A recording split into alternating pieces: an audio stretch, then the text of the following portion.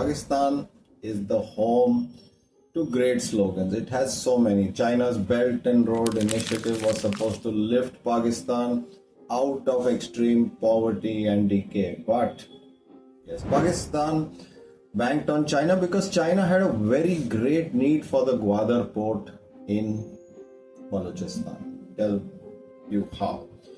Well, China has a certain choke points for its big export trade. Yes, of course, everyone knows about the Malacca Strait. So much ocean freight moves through that narrow strait on which the United States and even now India have a stranglehold because of our Andaman Nicobar Islands.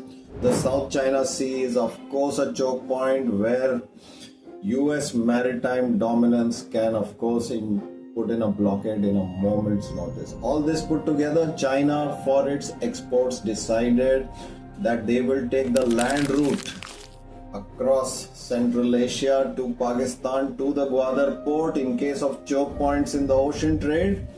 यहाँ से जहाज भरेंगे. Well, it was a great initiative. The Belt and Road Initiative, we all know that it was expanded from $46 billion to $62 billion with a chunk of it coming in Pakistan. But today's reality is, yes, the Gwadar port, which got billions of dollars of investment, sunk Pakistan into debt.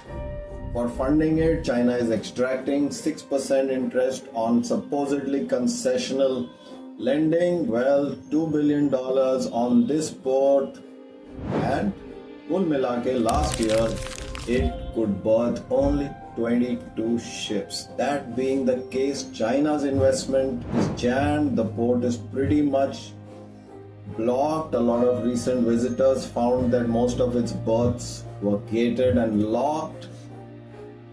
Soon decay will eat it up.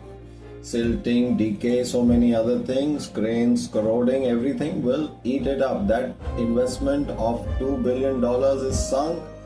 Of course, India is also investing in the neighboring Balochistan के बगल में Iran का Chabahar port में India is investing so that India can build bridges with other Central Asian countries and Afghanistan. इससे geopolitics में और पाकिस्तान के decay में, this is the kind of economic jokes which Pakistan always sends us to make us happy.